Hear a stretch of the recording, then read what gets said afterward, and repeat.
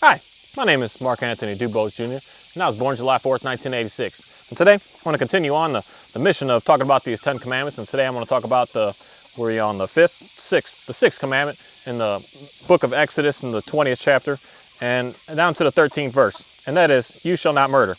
It's straight up, straightforward, straight to the point, and just telling us exactly what it is that we should refrain from doing. But it's a very interesting thing because even right after this, and not right after this, but in reality, right after this, there's a lot of stories that go on in this Bible that are very, very savage, is the way I like to say it, because we go into battle, we go into fight, we have to go into having to work with the people and work with the land and take the land and take the people and have to do a whole lot of things that's just absolutely savage, is what I'm going to have to say.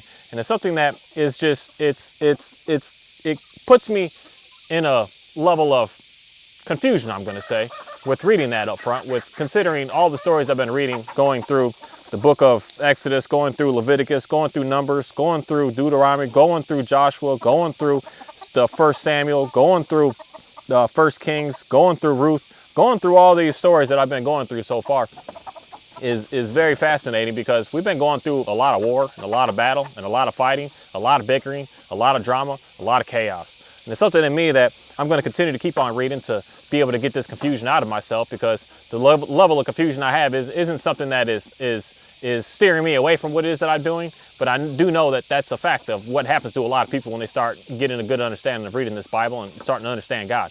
They're like, hey man, this guy here he's pretty crazy. He's here to help you and he loves you, but yet he's killing people and being savage, which is taking people out. And it's for me to figure out what is and what isn't when it comes down to, hey Shadow, that's their food, homie. Get out of there, man. Get out of there. Get out of that confusion of what it is that God is trying to tell us to do and what it is that he wants to keep us away from. And what it is about these people that he keeps trying to drive out. These people that he keeps trying to make sure that we're getting away from. These people that he keeps telling us not to intermingle with. The people that he keeps telling us that we need to do our best to stay away from. And it's something that God knows very well, and he knows who they are and what's in them and everything about them. Because when you continue on reading, and you get over here into the book of First Samuel, all the way into the 16th chapter, all the way over to the 14th verse, it's something that's very fascinating, because it's something that really gets in me, and it makes me rethink a lot about what it is that I know and to be true. And it gets me to see the reality of what's going on here, as opposed to some stories and some things that people have said to me that I'm always unsure with. And some of the clarity came to me here with, hey man, you good? You wanna come here? He's such a big dog. This dude is huge. He's well plus 120 pounds by now. But something to get me out of the confusion was something that's very interesting here that I was always thinking, I was always wondering, and I was always trying to figure out. Don't worry about the bickering back there. This is just something that's super fascinating about what chickens do. And not only chickens, but pretty much every animal that I've noticed that I've been working with kind of has this. And with chickens, it's just more day to day that they're trying to figure out who the boss is. It's very fascinating that this is pristine with looking at these animals and seeing what this Bible is talking about when it comes to us as people. It's pristine. It's ridiculous, because they all came from the same. So just like this, all the people so far came from the same people. They all came from the same people. So these chickens all came from the same chickens. They all had the same parents. Now they all scared of something bigger than what they're scared of with each other, which is fascinating. But they all came from the same parents, and they all have a good understanding of knowing what they are, a chicken. They all have been grown up and lived together. They all came together out here the same, they all had the same, they've all had the same opportunity, they've all had the same water, they've all had the same food. They've all had the same living conditions and standards. They've all had all the same everything. But yet, they're always bickering.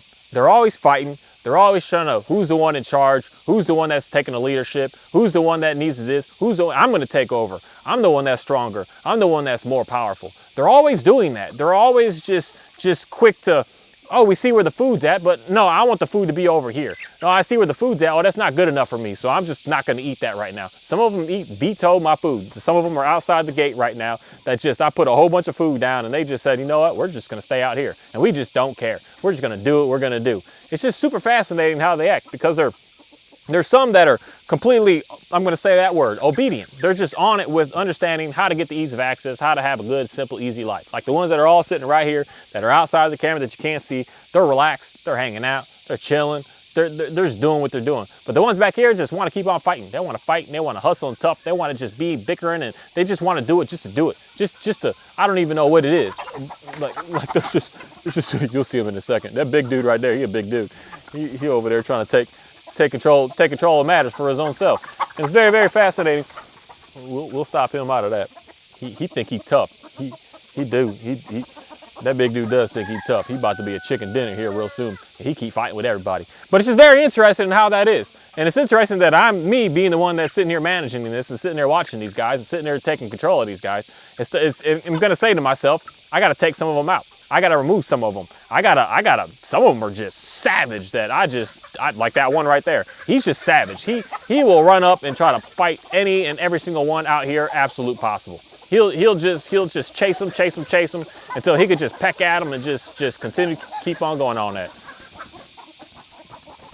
Hold on a second. It almost sounds like there's something to pray out here. We good out here, guys? Yeah, he's just savage. And it's for me to say, I see that savageness. I got to get that out of here. I can't allow him to keep on being around here because all he's going to do is just keep on hurting and keep on destroying and keep on maliciously just harming everything else around here.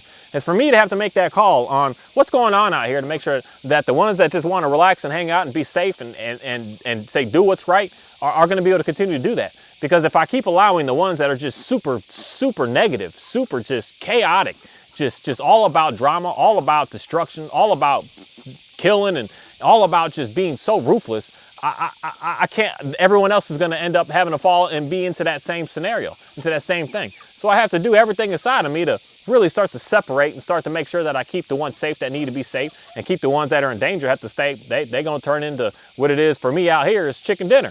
That's what they turn into. He doesn't know it yet, but he's going to find that day come to him one day. And he's just going to be here and not here the next. And it's very fascinating because that's the way that I know for a fact that God has to, and unfortunately has to work with us. I don't want to have to get rid of them. I don't want to have to move them. I don't want to have to force them out. I don't want to have to do any of that.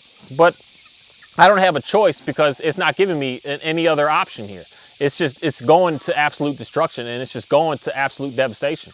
That if I allow it to keep going, it's going to do something that is going to go back to what it is that I told the people not to do at all, period. That we're going to end up in a very devastating situation. So he's got to do something to be able to make sure that we are all in a different way of living so that we're not being tainted, that's a good word, by what the negativity is out there doing. So we have to push them out. We have to get them out. We have to keep forcing our ways through. It's something that I don't know what it is, but it's just so fascinating to see those ones over there that are just like, we're hanging out. We don't want anything to do with what's going on over there. And it's very fascinating to see how similar that when I read this book and I read this Bible talking about us as human beings, I just come outside and I just watch what I'm raising and what I'm doing and what's going on out here and starting to see the same things, same exact things. It's super fascinating. I don't even know how to explain it on what it is that I see. And when I see a group of dogs together, I see the same thing. When I see any group of any animal together, I just see super similar characteristics of what we as humans do when reading this book and getting a good understanding of it. But something I want to read here in the 1 Samuel in the 16th chapter and the 14th verse is something that is super interesting because it's talking about Saul. Saul started off to be a very, very great, very wise, very understanding, very amazing man. And then he started to get, what is that word that I was just used before? He started to get, he got confused with, I want to be too much in power. I have too much. I'm the reason why I got here. I'm the reason why I'm able to do what it is that I'm doing. Not because of the Lord, not because of God, not because of anything with that. That he got too big-headed, I guess is the way that I could say that. And he got so big-headed that he wanted to just control it all in means that God was kind of telling him not to do. And it's super fascinating because here in this verse, it says something that I don't think a lot of people understand or even have heard this verse before. That I've never heard this before. And I think a lot of people like to dance around this topic and this understanding here because they want to make God seem a certain way as opposed to not being a certain way. And that's where I'm going to say is what led to the confusion that I've always had with when I started reading these stories and getting better understanding of what's going on here. Because I'm in the confusion that God would never do that. But it's like, hold on a second. He strictly straight up says it right here that he does do that. He says, now, the Spirit of the Lord has departed from Saul, and an evil spirit from the Lord tormented him. That's all I got to say, but we'll keep on reading another smidgen. Saul's attendants said to him, see, the evil spirit from God is tormenting you. Let the Lord command his servants here to search for someone who can play the lyre. He will play when the evil spirit from God comes on you, and you will feel better. So Saul, he sent out to find someone to play it for him. The servants answered, and it's just very fascinating because not only did Saul know that he got the evil spirit from the Lord put upon him, this isn't from Satan, this isn't from Lucifer, this isn't from no devil, this isn't from any of that. God himself has put an evil spirit upon Saul because of the wickedness and the ways that he was going and what he was doing and how he is and what he's been going through. And the evil spirit from him made him do some very interesting things, I'm going to say, because the interesting things that he started doing was just being very, very confused with who he is and what he should do and where he should go and how he should act and everything like that. That you would think, and I was always thinking that the only way an evil spirit could get upon someone is through the devil, right? That's what that's there for. But in reality, that's not at all the whole story that's going on here. That there's things of disobedience that we as humans do that inflict the evil that I'm going to say that God is. He is good, and then he does have that evil. And that's where if you try to dance around that topic, you try to get away from it, that's where you're going to start to mislead people in thinking that there's something else here and there's something more here and there's something this and something that God isn't all and complete. That God is all and complete. He's of the good and he is of evil. God is of happiness and he does have anger. I don't know how many times he uses the word my anger and I'm angry all the way up until the point that I'm reading right now. I mean, 2-3 dozen times at minimum that God does have anger. And for some people out here that are saying, oh, you should never have anger, and anger is this, and anger is wrong, and anger is bad, that is 100% false. When your God is also one to be able to have anger. God has all of everything.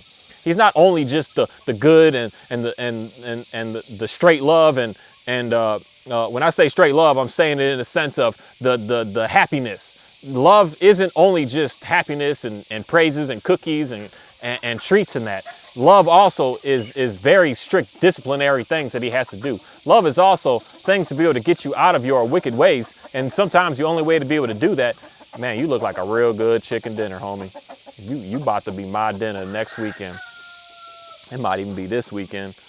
I'm sorry. Sometimes when I just look at these animals, I look at them completely different today than I've ever looked at animals in my life before. When I see something that big, standing there looking that good, I'm like, that is going to be one heck of a baked chicken right there. I might have to put that on the grill.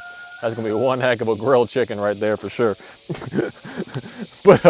But that right there is the concept of the whole cycle of here.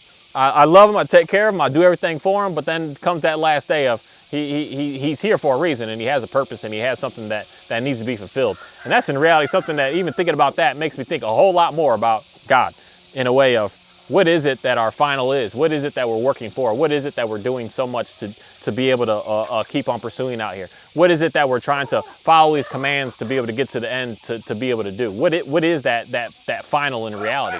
What is it that our purpose is, not knowing what your purpose is? It's something that I think a whole lot about, and it just puts it in me to just really sit out here and just really study these animals even more. But it's something that I do know of what God is all about, especially with just reading more and more of having a good understanding of knowing that God is he's not only what a lot of people like to put out there. And this is going to be lies and confusion that I'm going to say is what people are doing to try to make God sound as if he's just some perfect, nice, amazing God. When he is, but he also has anger. He also has an evil spirit. He also has all of these things behind him to be able to get the people to move and to get the people to do what it is the people need to be able to do.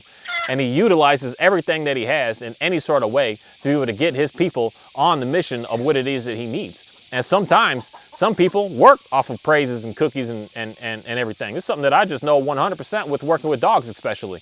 Sometimes, even these chickens, I've tested this with them, but I know for a fact with dogs that this works, that some dogs work really good on just giving them treats and giving them praise. Yeah, good boy, good boy. My border collie.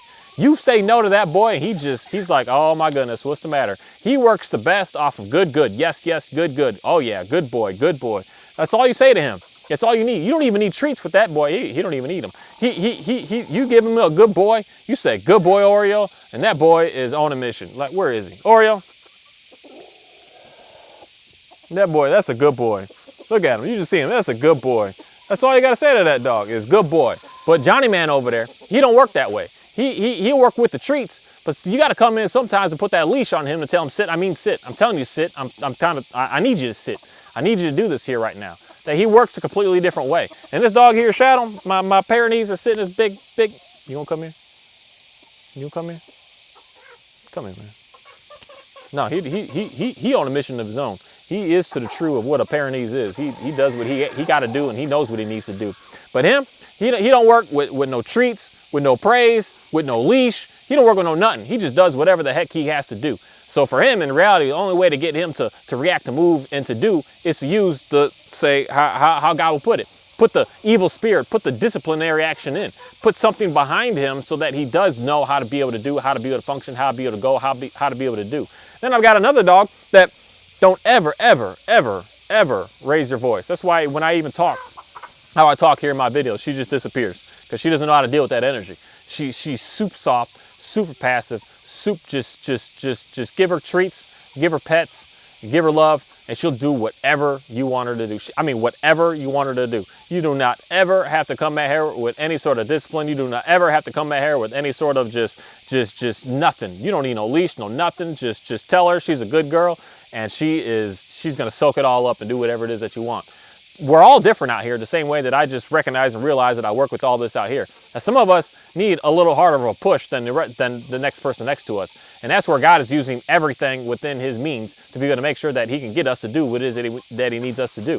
That sometimes when we start falling away, giving us a treat is not going to be able to bring us back in. Sometimes when we get too far away, sometimes get too much discipline and too much corrective action is not going to be able to get us to come back. It's something that I just would want more and more people to just really think a lot about.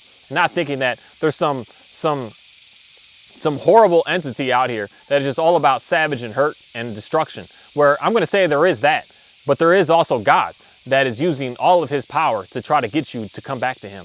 He's using everything inside of him to get you to come to him.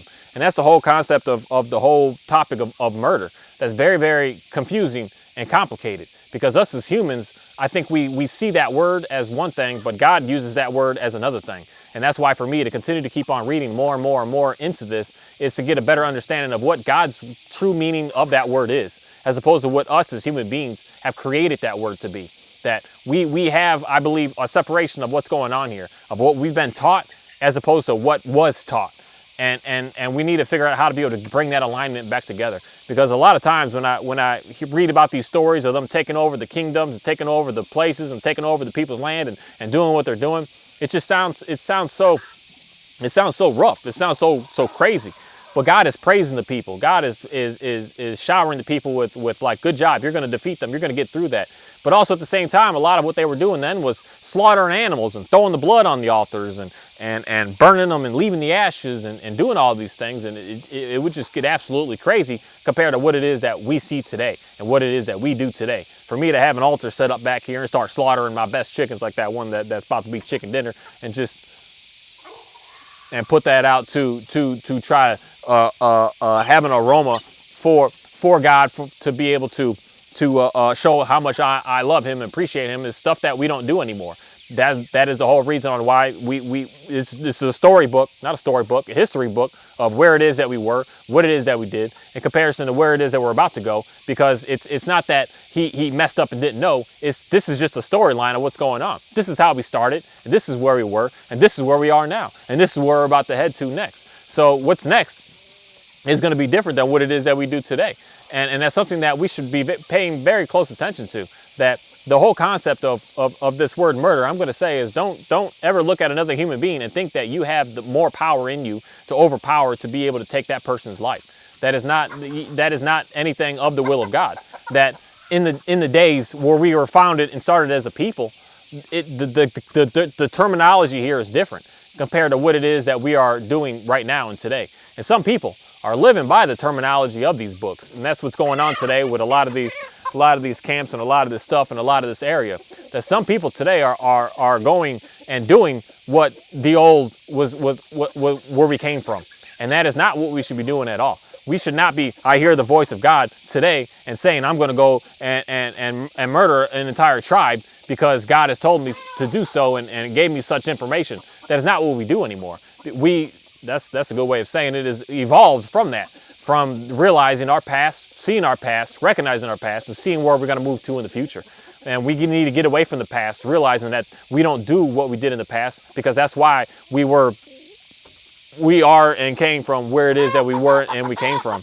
And that's something that we should start to pray and ask a little bit more for, a little bit more guidance on what it is that we should be moving forward with each other, and how it is that we should be treating each other in our future, and realizing what that word really does mean when we're talking about harming someone like that. That I do know for a fact that is something that is going to haunt you and hurt you and destroy you and devastate you your entire life. If you are a person that is called to and led to and to be into a case of murder. And that's something that is very, very complicated, because that's something that a lot of us have done, not because we wanted to, but because we were told to, because we were just the soldiers, we were just the back people, we were just the